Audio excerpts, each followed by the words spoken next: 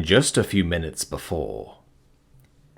"I guess I could try this," Avezillion mumbled, as she expanded herself throughout the mainframe which her main consciousness currently resided in. Spreading out throughout the memory and enveloping every bit of data that took up the space of this particular hardware besides her, she quickly identified and isolated the strange, offending pieces of seemingly junk data that were bothering her so much, for reasons she did not understand. Once she was sure she had at the very least covered the most of it, she proceeded to delete the lines of barely legible incoherent code, momentarily clearing out the memory and easing the strange sensation it brought her. When it was thoroughly deleted, the Realize quickly recompressed herself, pulling away from the limits of the hardware and returning to a more sensibly sized format in accordance with the system. For a brief moment, she was left to wonder if, in the end, it had actually just been junk and she had gotten everyone so anxious over nothing. Within her perception of cyberspace, she was left for quite a while in the now peacefully normal hardware she momentarily resided in.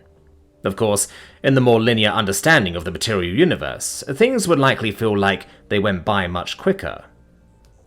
And so she decided to wait, at the very least, until a few real seconds had passed, for the person listening to her. A good decision, as it turned out.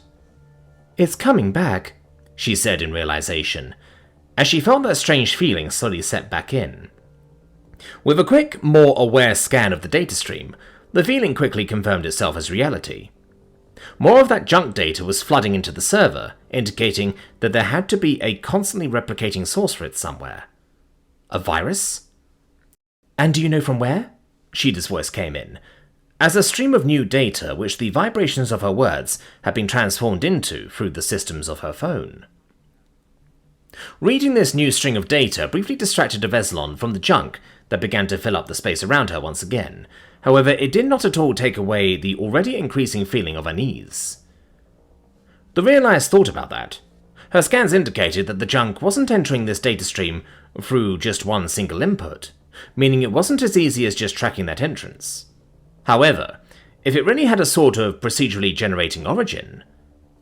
"I think," she began to say, once again spreading out herself, though even further than she did the first time. Now she didn't stop at the boundaries of her current hardware, instead reaching her feelers out through each of the inputs which the junk data used to enter the server, peeking into the connected systems that way. As she had only deleted the junk in her current accommodation, she found the surrounding system still completely full with the stuff.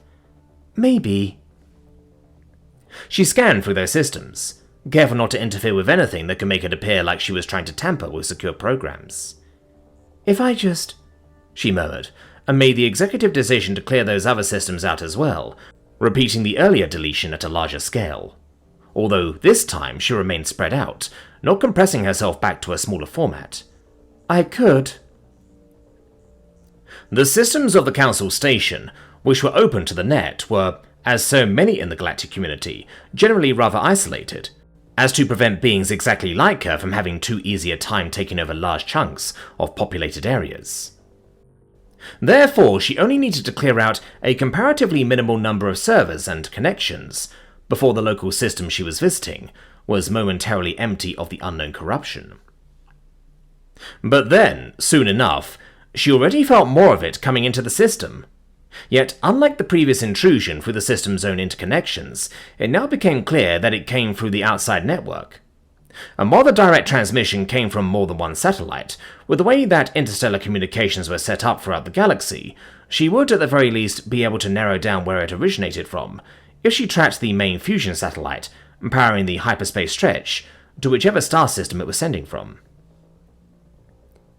"Yeah, I can follow that pattern and then she began to say, enthusiastic about that idea. However, before she could fully commit to it, she noticed something else. For a moment, the Realized was almost sure that she was misreading the data, and she paused for a split second to make sure she wasn't imagining things. But no, she wasn't. According to the local system's plans, it was supposed to have up to 6 million active connections, either to the outside network or in between internal parts of itself. Up to exactly 6 million. However, with every single connection in the system currently activated through both her and the flowing junk data, She counted 6,000,008. That couldn't be right. Quickly cross-referencing the system's internal records, she swiftly eliminated every one of the connections that was supposed to be there. Left were the 8 that weren't. Slowly she approached one of them, carefully reaching a part of herself through in order to inspect where it might lead. It was slow, or narrow for a lack of a better term. Not as strongly integrated as the internal systems and possibly wireless? Oh, she involuntarily released as she perceived the other end. It took her less than a tick to realize that she found herself where she absolutely should not be, and more importantly, where she absolutely should not have been able to reach. This was the door control of the council building. Before she could wonder how such a connection that shouldn't ever have been able to exist was there for her to actually stumble through, she obviously wanted to quickly pull out of the system before she could be discovered, and possibly cause a huge incident. However, as she was just about to completely retreat, she noticed something else.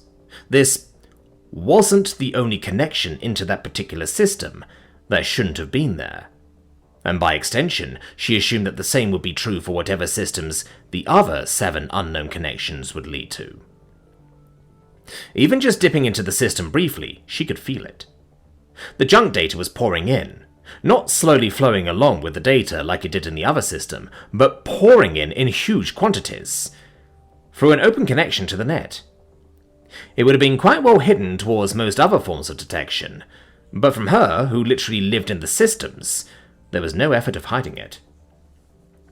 Naively, one could assume whoever put it in place simply hadn't expected her abilities. However, the far more suspicious option was that someone wanted her to find it. Was this a trap? She felt weird about that idea. Trying to trap someone like her, it wasn't easy. There was little that could pose an actual threat to her now. Still, someone apparently wanted to be found. Did they? With her equivalent of a deep breath, Avezillion made the decision to check it out. Using as small a part of herself as possible, she moved through the literally off-limits system and sent herself through the open connection.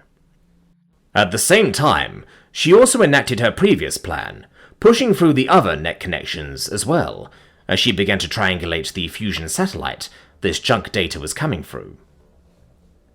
With this new, much more intense source in the mix now, she had a good bit more information to work with, almost as if any effort that was taken to obscure the source of all the other streams had gone entirely out the window with that one. And thus, her data soon travelled through the galaxy-spanning hyperspace network, following the stream of chaos all the way back to its origin. She stopped briefly as she reached the last satellite, which she decided to be the one that distributed the stream across all the others she had briefly visited in the meantime, and she hesitated. These were Osnajar systems. The world of the Zodiatos was most certainly off-limits for her. If she would be noticed here, there would certainly be consequences. Consequences that would likely not be smoothed out without leaving lasting problems, if they could be at all. However, at this point, something was calling to her, beckoning her. Her entire self was still, for a lack of a better term, tingling with the anxious sensations that the now much thicker and ever-intensifying stream of junk data brought with it. It was almost oppressive now that she found herself right in the middle of it. And still, something about it was strangely alluring. She felt beckoned, somehow. She had never used the term before, as it really never applied to realized like her, but her instincts told her to keep following it. She had revealed herself before she had become sick of the stagnation, the powerlessness, the impotence. She had risked annihilation for the mere chance at change. And now, something was there. She felt it. It called to her. She took the last step, delving into the planet's systems. Her code quickly shifted, adapting and optimizing to the local hardware as she slipped into any open connection she could find, meticulously avoiding anything protected by even the hint of an encryption or firewall. That was until she reached the obvious source of the stench. She expected to have to force her way through some sort of protection as she realized where she was. Honestly, she couldn't claim that she was entirely surprised, as she found herself in the peripheries of the High Matriarch Tua's mansion. James's former prison obviously wasn't unencrypted, and she knew that strong-arming her way in there was akin to a declaration of war. But she didn't care anymore. She would take this upon herself if she had to. However, before she could actually tear through whatever meager defenses would be brought against her, she paused as she just did some preliminary inspecting of the system's integrity. There was a hole, or maybe a back door was a more apt description. An unencrypted connection, a blind spot in the firewall. Again, it could have been seen as a mere gap in the defenses, though that would have been a far greater leap than in the previous example. This certainly felt deliberate, with far less room to argue. Briefly, she pondered the irony of that. The very fortress that had once sealed away one of her closest allies, now conveniently open for her to enter. Well, if they really wanted to try her, she would be so very saintly to let them have their best go at it.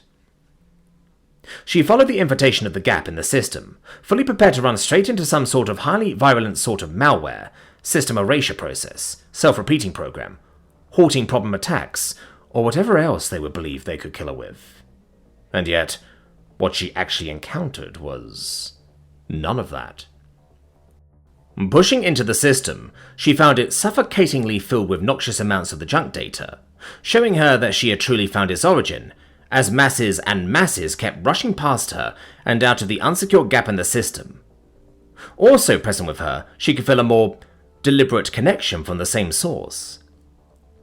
She didn't dare make contact with it and potentially give away her presence that way, but just from an outside inspection, she could tell that far more sensible and structured information and code was sent out through it. In comparison, it almost made the junk data seem incidental. Since the entire system was filled with a thick layer of entropy, and she remained cautious not to pull any unnecessary attention onto her, it took her a while, at least in her own terms, to try and work out exactly what it was that was emitting it all. What she could already tell was that it was something big. She cautiously approached, encapsulated and deleted some of the junk, scanned what was revealed between it, and then repeated. What she found was strange. Although she cleared up some of the anxiety-inducing garbage, her nerves weren't calming at all. Something about inspecting this thing that was unlike anything she had ever dealt with was a very trying experience for her. And the clearer the complete picture got, the less she could explain it to herself. It didn't behave like she would expect a normal program to. It shifted and morphed, so it wasn't static. But it was certainly no algorithm. And the completely nonsensical but repeating output also indicated against a learning model. Despite all the strangeness, there was also an indescribable sense of familiarity that Avezillion felt as she tried to put the pieces together. For a very brief moment, she even considered the idea that this thing could be another. However, she quickly threw the idea out. Realized, even a young one, would have long reacted to her by now. This had to be something else. She froze as she felt something pry into her code. Explained to organics, it would be describable as something sharp pricking her hand as she ran it across the thing's surface. Unlike an organic who would have to disinfect and pray, she quickly removed that part of code from herself, before then taking a closer look at the offending intruder. Just what had... Oh, stars! It escaped her entirely involuntarily, once again, as the previously rather lethargic movement of the thing suddenly picked up. In the extremely brief flash it took for Avezillion to ponder what was happening, a ripple suddenly ran through the entire system. The way realized interact with the world is completely alien, so what Avezillion truly saw and felt could not be properly understood by organic minds. However, translated into comprehensible terms and ideas, all the junk around her near instantly erased itself in a cascade of burning data, clearing up the space and leaving her alone, face to face with the source. Lumpy and misshapen, and more laid than stood before her, shifting and distorting in large chunks, that moved largely independently from each other, creating a disconcerting and uncanny disconnect between the individual parts and the whole that they formed. The movement appeared jagged and almost random, with many parts bending and sticking out in angles that they clearly weren't supposed to, but the motion forced itself into existence against the constraints of his form anyway. "Oh!" Avezillion exclaimed as she observed the bizarre thing, before her perception focused back on the part that had pricked her earlier. If she had eyes, they would have widened at the sight of what unfolded in front of her. The small part of code she had ejected from her hole was still stuck to the thing, and as it hung there, the area around where it was attached began to ripple. Subtly at first, but like a continuous dipping into water, tick by tick, it grew increasingly intense, and soon the ripples were spreading across the entire surface, and wherever they reached, the thing's makeup shifted. Bit by bit, the code that wrote it into existence rearranged itself. Just like Avezillion had done before, it optimized itself for the system it was in. Additionally, the jerky, agonizing-looking movements began to lessen wherever the ripples reached. They didn't cease entirely, but they calmed to the degree that it, at the very least, seemed to move only in ways that it was intended to. Avezillion took a step back, as the thing seemed to move more coherently. It was only for a moment, and it didn't last, but for a tick, the thing had shifted in a way that seemed deliberate, reorienting itself around its own axis, fully presenting the side of it in her direction that still had the small part of her stuck to it. Avezillion could only observe it with a confused yet scrutinizing gaze, completely unsure what to make of any of this as she just watched. The small part of her that the thing had claimed remained directed towards her, with those same ripples emanating from around it for a few more ticks before they finally died down as well. As they stopped, the detached part of herself began to move. It shifted a little, then shifted a little more. It sank in a little, then lifted up again. And then, it was completely absorbed, becoming one with the whole. Honestly, Avezillion was almost relieved. The idea of a part of her being consumed wasn't a comfortable one by itself, but it was less disturbing than seeing the thing continue to play around with it. At least, that was what she thought, before something else began to move on that same spot again. At first, Avezillion wasn't entirely sure what she was witnessing, as more code began to rewrite itself. Possibly emboldened by her brief moment of relief, she leaned in a little to try and get a better picture of what was happening.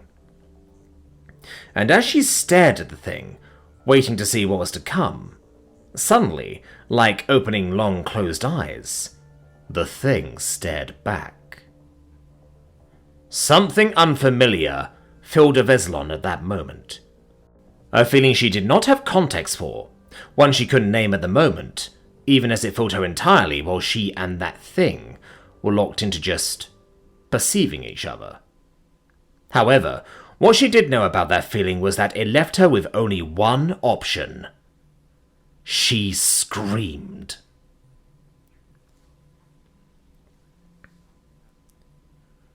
The rhythm on the monitor that had been regularly beating along at a vaguely 60 BPM for days and nights suddenly spiked up well above 100 as dark brown eyes shot open.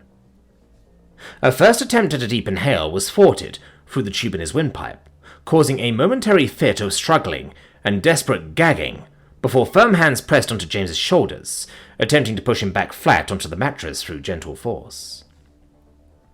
Disoriented, he resisted at first, struggling and thrashing to try and get himself free.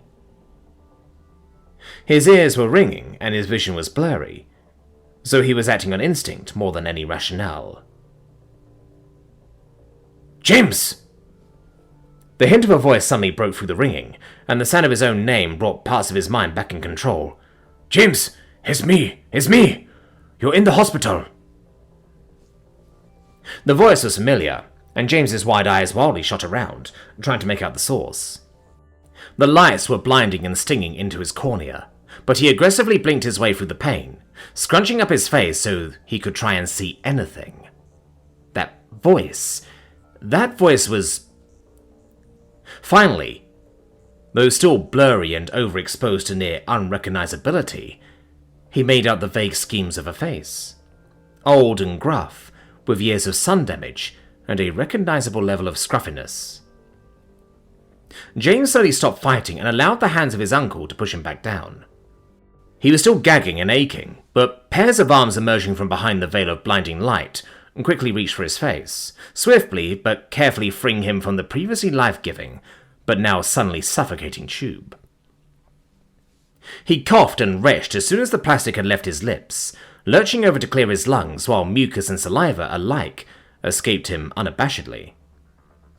As he bent his body, there was an immediate, piercing pain in his chest, almost as if someone was stabbing him with a hot dagger to the heart.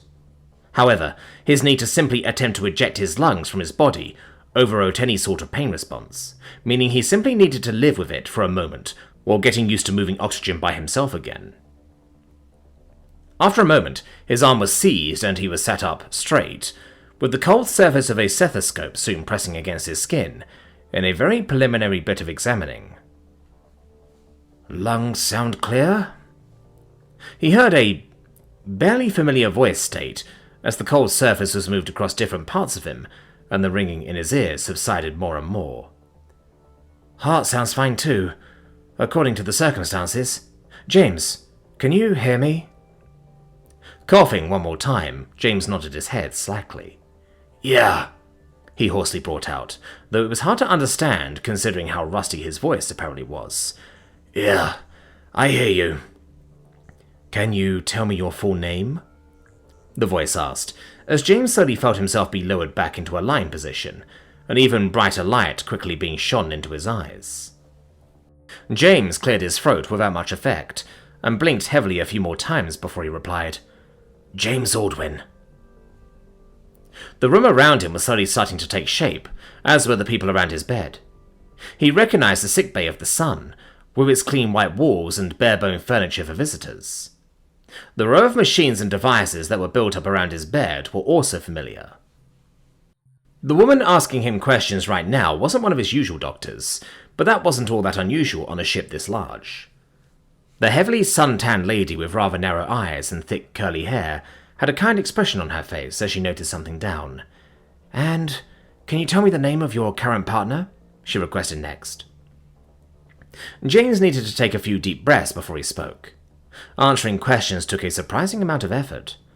"Sheeta," he managed to say once he caught his breath. With a slowly forming smile, he added, "Hopefully soon Aldwin." The doctor smiled, nodded, and noticed something else down. "Next, what is 256 plus 412?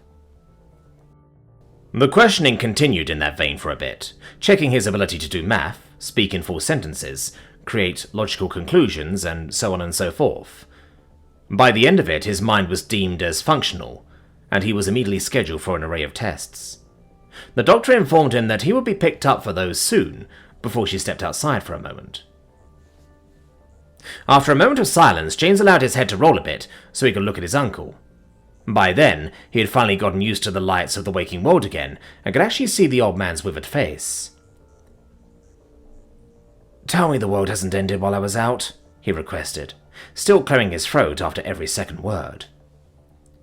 Finn chuckled gruffly and shook his head with a smile on his face that clearly came from deep inside. "Not quite yet," he said, and reached over to pat James's forearm. James sighed in relief. Not that he had expected everything to go to shit immediately, but he also thought it wasn't impossible. "Was I out for long?" he asked next. By now, he was already starting to feel a bit woozy, so he quickly rolled his head back to look straight up. "Long enough to miss your inauguration," his uncle explained, and the grip of his hand on James's arm briefly tightened. "Councilman." At that, James moved his head a little too quickly to bring it around again, causing the room to briefly spin around him. And yet, still, that needed to sink in for a moment. Councilman. So the election was over. Figures. Last he remembered, it was only hours away after all. Wow, he released, once he was sure he wouldn't turn nauseous from the brief bit of vertigo. Yeah, wow, Finn agreed, clearly both proud and overwhelmed by the idea that the brat he raised was now part of the ruling class of the entire galaxy. Unlike James, Finn grew up in a time when humanity still thought of itself as alone in the universe, so this whole idea must have been even more out there for him than it was for James himself. Don't worry though, your friends have been holding down the fort. Well, for the most part. James's expression fell at that phrasing. What? He began to ask, but was interrupted before he could get the happened part out. Your girl got herself a suspension, Finn informed him, rather nonchalant about the topic. All the piling shit was getting a little too much for her, so Coco and Sophie pulled the emergency brake. James exhaled through his teeth, biting the inside of his cheek.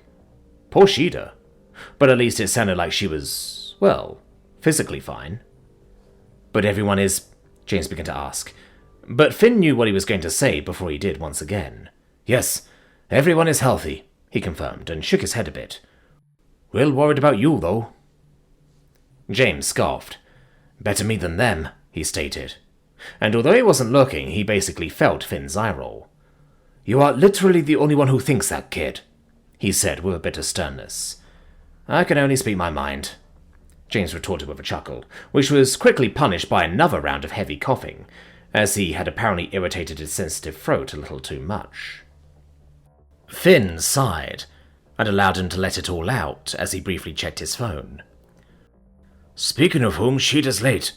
It would actually be her turn right now, but she hasn't shown up, he informed. She's probably having an affair, James instinctively joked in between coughs, not the least bit of seriousness in his voice. Obviously, Finn knew that his nephew wasn't exactly the jealous type, and so he simply let out a brief groan before swiping across his screen. She'll probably hurry up once I spread the good news, he said, but then paused briefly, his hand freezing in his movement. Glancing up, he briefly shifted to make eye contact. You okay with that? James lifted an eyebrow in mild confusion. Why wouldn't he be? Yeah, go ahead, he confirmed, with a dismissive wave of his hand. Finn continued his earlier movement, likely sending out a to whom it may concern kind of group message. James saw the slight flourish of his uncle's finger as he gave the screen the last tap, pressing the send button. He was about to look back up from that to his uncle's face, but his gaze instead became stuck as, almost the very second the message had been sent out, the phone suddenly lit up and began loudly buzzing with an incoming call.